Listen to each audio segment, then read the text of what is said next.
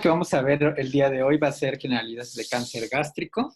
Eso es súper importante porque hay una bacteria que ampliamente conocida, que es el Helicobacter pylori, que es uno de los causantes más importantes del cáncer gástrico y que lo vemos día con día en las consultas externas y sobre todo también en consultas de gastro. Bueno, para empezar, pues sabemos muy bien que el estómago va a tener tres partes, el fondo, el cuerpo y el antro.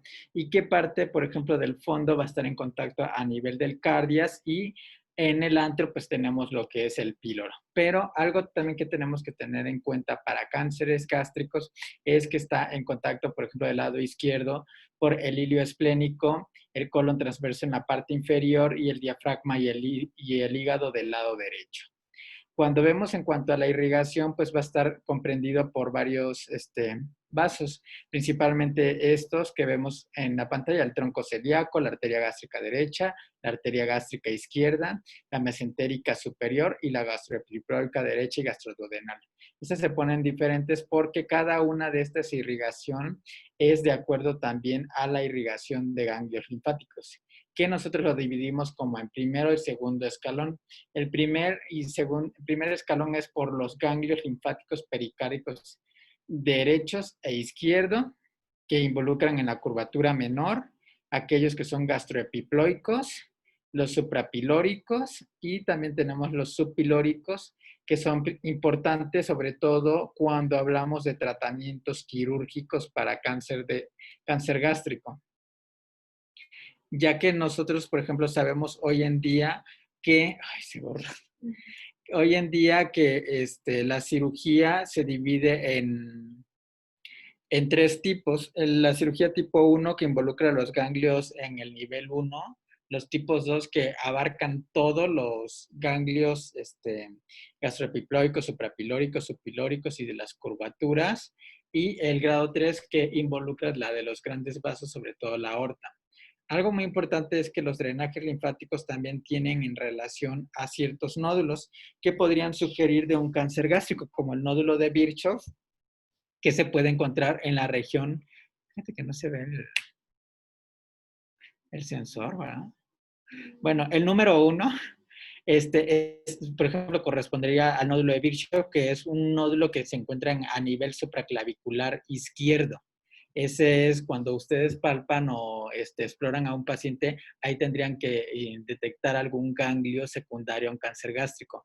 El nodo de Irish es principalmente axilar izquierdo, igual es por la irrigación que se observa en esa parte.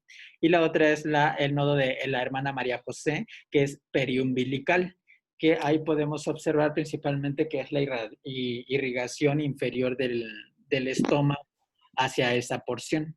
Y todo data sobre todo desde el año 3000 antes de Cristo, donde incluso los egipcios tenían como papiros donde describían características asociadas a cáncer gástrico. Sin embargo, los primeros análisis del cáncer gástrico fueron hasta 1839, donde decían que era como un cáncer muy común, pero también letal. De manera que el Globocan en el 2018 reporta este cáncer como una incidencia del 5.7% y una mortalidad del 7.9%. Cuando vemos aquí en México, el estómago, por ejemplo, tiene una incidencia en el 8º lugar y también en mortalidad ocupa el 5º lugar. Podemos observar el número de cantidad de pacientes que podrían ser diagnosticados con esta patología. Y pues todo depende de la variación geográfica. Si se dan cuenta, la mayor incidencia e incluso mortalidad se encuentra en Asia y en Europa, que es donde incluso allá ya está más estandarizado el screening. Sin embargo, en países de bajos riesgos, donde la incidencia es menor, pues es muy poco indicado algún screening en estas poblaciones, como Norteamérica, Oceanía, parte de África, Italia principalmente. México está como en un donde el riesgo pues es intermedio y por lo tanto no hay un screening bien establecido. ¿Qué sabemos de la histología? Para cáncer gástrico tenemos que saber que existen dos, una que es de tipo difuso y otro intestinal. El difuso principalmente es el característico del 30% de todos los tumores gástricos y es más, la relación que hay entre hombres y mujeres es 1 a 1. Sin embargo, es el de peor pronóstico. Ocurre en menos de 65 años y es pobremente diferenciado. En cambio, los intestinales ocurren más en hombres, en más añosos de 65 años y está asociado a factores ambientales y es en relación a una patología bien diferenciada. Algo muy importante es que estos subtipos histológicos también varían de acuerdo a la expresión de ciertos marcadores, como el HER2, por ejemplo, que actualmente lo usamos como una terapia blanco en estos pacientes. Por ejemplo, el difuso tiene menos del 6% de HER2 y el intestinal hasta un 32%. De manera que los pacientes que les queramos dar un anti-HER2 como trastuzumab, pues los pacientes que responderían más son de tipo intestinal. Y vemos que dentro de las características es que los difusos hay una pérdida de las moléculas de adhesión. Las moléculas de adhesión principalmente son las E-caderina. Y estas, pues, cuando ustedes vieron parte inicial de oncología, pues las E-caderinas son las que tienen como el sitio de unión entre células epiteliales y son como células de adhesión entre una y otra. De manera que si hay una adherencia o una rotura somática germinal o epigenética de ese sitio, puede condicionar pues este tipo de alteraciones. Este tipo de tumores son sensibles a los platinos, sobre todo a cisplatino. En cambio, el intestinal conserva la adhesión celular, es de tipo glandular como un adenocarcinoma, no muy bien definida. Como habíamos dicho, es como de características ambientales, es secundaria al Helicobacter pylori, por ejemplo, y la sensibilidad a Folfox es mayor. Aquí en este caso es oxaliplatino, por ejemplo. Ahora, algo muy importante es que los difusos, sobre todo aquellos que están asociados a la mutación de caderina, que es la CDH-IDH, le llamamos nosotros, también puede estar asociado con carcinoma lobulillar de mama. De manera, hay genético, hay síndrome de cáncer gástrico mama, en el cual en estos pacientes que se conocen con la mutación de IDH, se debe de buscar objetivamente uno u otro. O sea, si tienes un cáncer del lobulillar y tienes esa mutación, buscar cáncer gástrico. Y viceversa, si tienes un gástrico, buscar el cáncer de mama lobulillar. Hay clasificaciones, uno de Padova y otro, una clasificación japonesa, donde nos miden principalmente el grado de displasia en estos pacientes, la proliferación foveolar y principalmente algunas lesiones, tanto malignas o benignas, y las clasifican de cierto grado.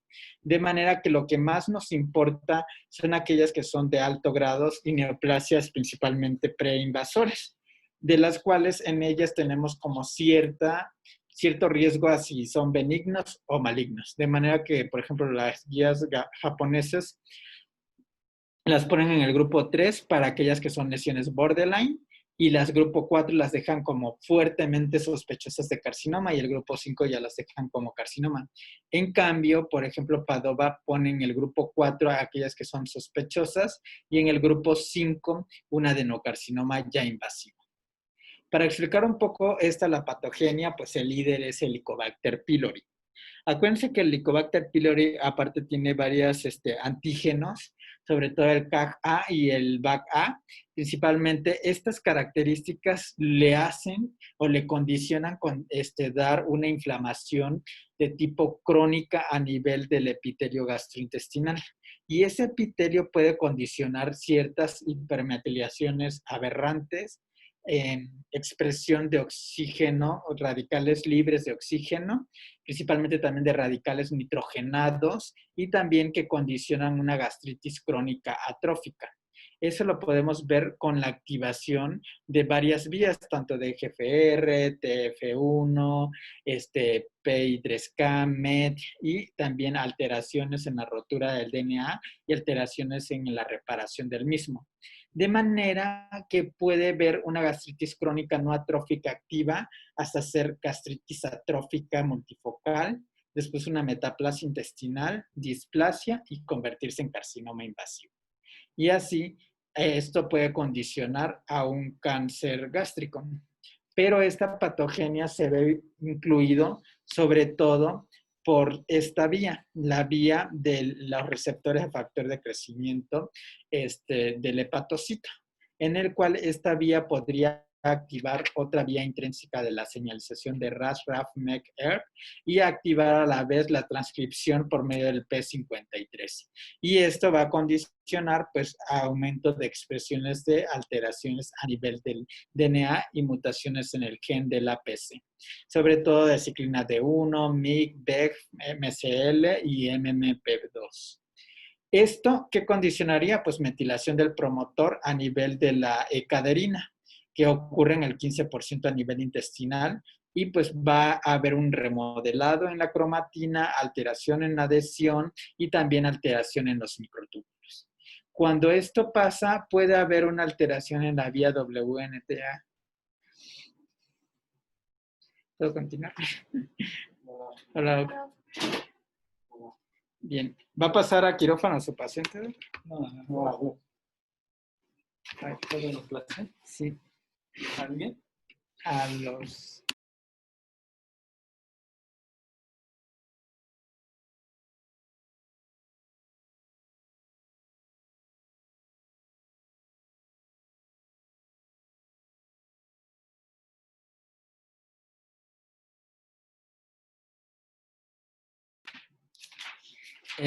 Bueno, entonces dentro de la patogenia es que una vez que hay alteración de la E-caderina y la beta-catenina, se pueden activar las vías de la WNT, en el cual puede haber alteraciones de las mutaciones del APC, beta-catenina y principalmente activar la transcripción a nivel celular.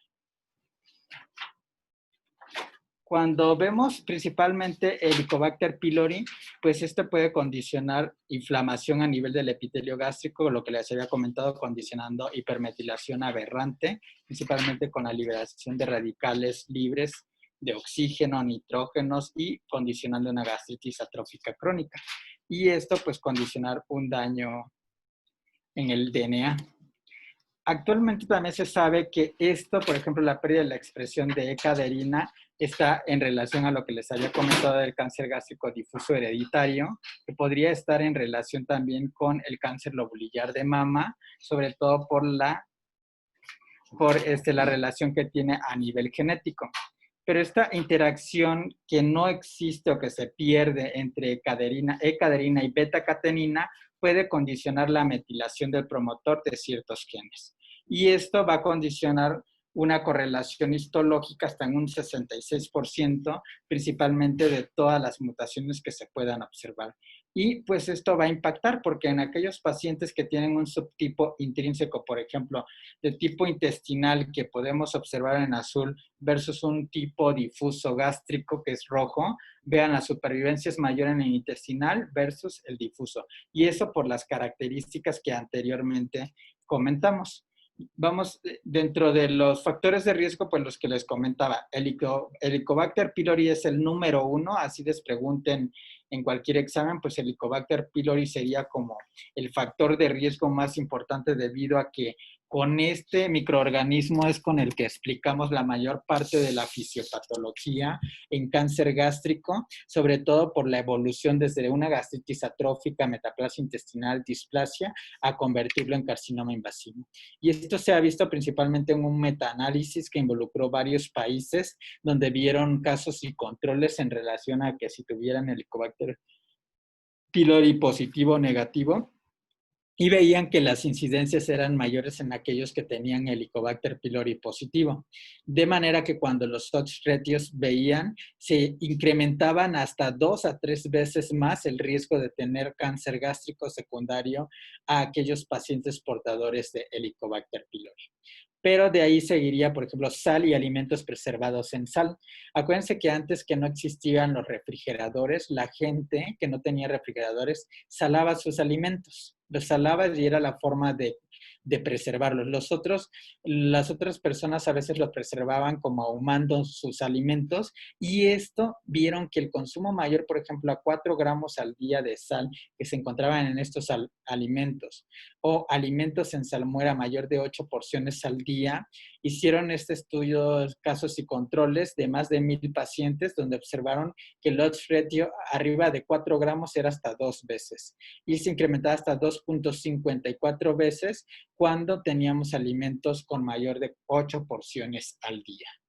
Entonces, cuando hicieron este estudio de cohorte de más de 2,000 personas mayores de 40 años, que involucraba más de 4 cohortes, vieron en aquellos que tenían menos de 10 versus más de 10 gramos al día.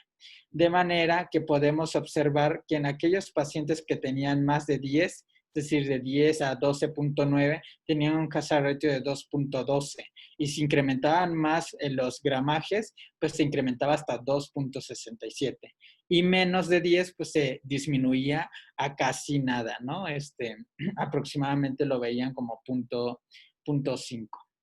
Entonces, de manera que se hizo otro metaanálisis, pero ya de 10 estudios de cohorte, de 1,474 eventos ocurridos, vieron que sí había una relación entre un consumo alto y moderadamente alto versus un consumo bajo, que lo definiríamos como menos de 10 gramos al día de sal, que eso es muchísimo. O sea, si ustedes revisan las guías, tanto norteamericanas, sobre todo de la AJA para incluso hipertensión y las dietas normalizadas cuando ustedes ven nutrición, lo indicado es menos de 2 gramos al día. Entonces, imagínense, esto serían 5 veces el consumo. No sé quién podría consumir tanta sal en realidad, pero pues se ha visto que hay personas que justamente tienden esta tendencia pues a consumir más sal.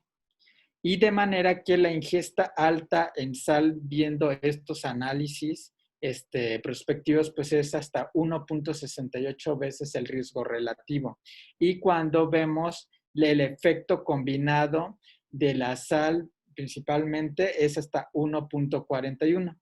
Cuando vemos la otra parte es la carne procesada. Y carne procesada hablamos de aquellos que tienen nitritos, sobre todo porque estos nitritos van a condicionar a aumento de la metahemoglobinemia y también las nitrosaminas y nitrosamidas, que estas principalmente se van a convertir como en sustancias cancerígenas en la piel.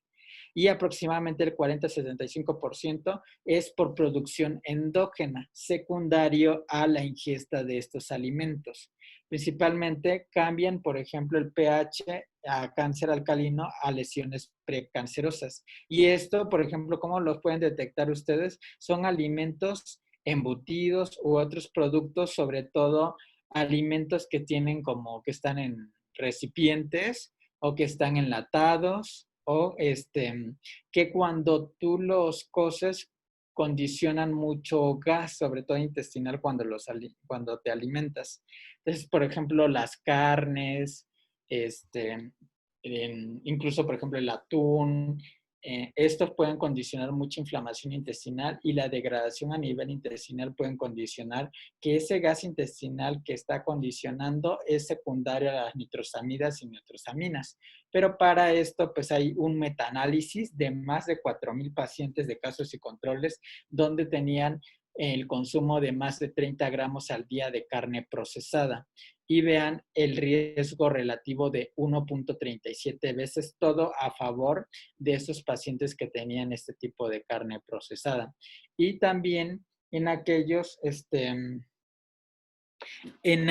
cohortes y casos y controles podríamos observar que incluso había mayor tendencia al riesgo relativo de 1.5 veces, cuando hicieron el promedio era hasta 1.49 veces en cuanto a este tipo de consumos. Y ya, o sea, díganse todos los alimentos que se preservan, ¿no? Entonces, vean que el riesgo estimado aproximadamente es de 1.64, incluso hasta para el jamón, en estos pacientes. Y si lo subestiman por cada tipo de alimento procesado, sobre todo de las carnes, pues concluyen que aproximadamente 1.63 veces, a pesar de que ustedes ven que uno no cruza la unidad, al contrario, es como un factor protector, pero acuérdense que siempre cuando analicen los metaanálisis, siempre vean la cantidad de población y en donde se concentra la mayor parte de la población. Otro factor de riesgo es la obesidad. Hay otro metaanálisis de 8,000 pacientes de casos y controles y el estudio de cohorte basaba en el IMC que ya todos conocemos de 25 a 30 y de más de 30 versus IMC normal. Fueron 22 estudios y los hazard ratios también fueron elevados. 2.1 hasta 1.71 en estos pacientes con índice de, sobre todo sobrepeso. Si se dieron cuenta era de sobrepeso o obesidad principalmente. Cuando tenían más de 30, el IMC, pues vean, se iba hasta 3.23 y en otros estudios, eso en estudios casos y controles, los prospectivos hasta 2.34. De manera que era contundente la relación del IMC con el cáncer gástrico. Ahora, hablando de tabaquismo, solamente aquí habían 42 artículos de cohortes donde valoraban fumadores versus no fumadores y tenían aproximadamente un hazard ratio, bueno, un riesgo relativo de 1.53. Independientemente, por ejemplo, este era para mujeres de 1.53 y 1.62 para hombre. Y ya si veíamos en el combinado era como de 1.62 veces el riesgo. Otra cosa también importante aparte del Helicobacter pylori es que también está en relación con el virus de Epstein-Barr. Y esto porque el virus de Epstein-Barr condiciona ciertas alteraciones a nivel molecular, sobre todo a nivel del silenciamiento del CDKN2A, el PI3K y también de PDL1 y PDL2 que los amplificas. Pero pues esto puede condicionar alteraciones también a nivel de la estabilidad y del P53, que esto condicionaría a un riesgo intermedio como pronóstico y también para un riesgo de recurrencia. De manera que existen otros tipos de alteraciones genéticas como la inestabilidad microsatelital, la estabilidad genómica y las neoplásicas, en el cual podemos encontrar metilación del DNA de la región promotora en varios genes hasta en el 13%, sobre todo lo que se observaba en población coreana. Algo muy importante, en aquellos pacientes que habían recibido radiación a nivel abdominal, hay un estudio retrospectivo y un estudio de corte donde vieron pacientes sobrevivientes de linfoma no Hodgkin que recibieron radioterapia abdomen, que tenían menos de 21 años al diagnóstico. El seguimiento lo hicieron a 22.8 años y vieron más de 14,000 pacientes que sobrevivieran después de 5 años del diagnóstico. Y aquí lo que se observaba es que el sitio principalmente donde se había hecho la radiación era a nivel del estómago un 13%. La patología era adenocarcinoma más frecuente encontrado en estos pacientes y principalmente la exposición al campo de radiación a nivel gastrointestinal fue el 53%. Aquí podemos observar que la causa de muerte también en estos pacientes pudo llegar hasta el 65% secundario al cáncer gástrico. Y pues lo que podemos observar que en el riesgo, del factor de riesgo para hazard ratio a nivel abdominal es de 3.17 veces para tener cáncer gástrico en aquellos pacientes que recibieron radioterapia en esas edades y que estaban en relación principalmente también a agentes alquilantes en 5 veces y platinos hasta 4.6 veces. Pero bueno, también existen factores protectores para cáncer gástrico. Y uno de ellos es el AINES. Por ejemplo, los AINES tienen un hazard ratio hasta de 0.56. En estos pacientes que incluso tenían Helicobacter pylori pero que usaban AINES, podrían disminuir el riesgo hasta 0.65. Y esto fue reportado en un artículo de JCO en el 2010, donde hacían como un estudio prospectivo valorando el uso del AINES. Pero, pues, por ejemplo, frutas y vegetales también son como un factor protector hasta un 0.36 y el uso de fibras hasta un 0.58.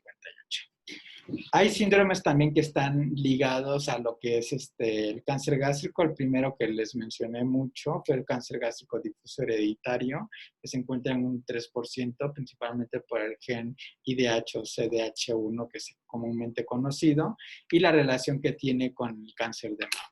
Pero tenemos también el Lifraumeni con la mutación del P53 que ocurre hasta en un 2% en cáncer gástrico, el de Cowden en menos de 1% para PTEN, Lynch en menos del 5%, sobre todo por las inestabilidades microsatelitales que ya sabemos en MLH1, MSH2, MSH6 y PMC2. Y Pest-Jäger que principalmente se puede observar la mutación en STK1. Dentro de las manifestaciones clínicas, pues podemos observar a pacientes que en aquellos que tienen, por ejemplo, pérdida de peso, náusea, vómito, plenitud prandial, postprandial, principalmente incluso disfagia o que tengan mucha distensión abdominal. Incluso se ha visto que en cuanto a porcentaje, lo más frecuente que se ve en estos pacientes es la pérdida de peso en un 61%, el dolor abdominal en 51.6%, náusea, por ejemplo, en un 34%, disfagia, melena en un 20-26%, la saciedad temprana solo es un 17.5% e incluso el edema en extremidades hasta 5.6%. Algunos signos por extensión tumoral pueden ser, por ejemplo, la emesis fecaloide, mala digestión de alimentos o fístulas gastrocolónicas malignas, ¿no? Que estas pueden ser, por ejemplo, evidenciados por estudios de imagen en el cual podemos observar en estos pacientes o pacientes que tienen vómitos, pero son fecaloides como en aquellos que tienen suboclusión o oclusión intestinal, en el cual el paciente te dice que pareciera que estuviera vomitando popó, ¿no? Otros signos que son los que les comenté al inicio. Doctor, nos queda menos de un minuto. Si quiere, le cortamos aquí tantito y ahorita le vuelvo a mandar el link. ¿Te parece? Sí, por favor. Ok. A ver.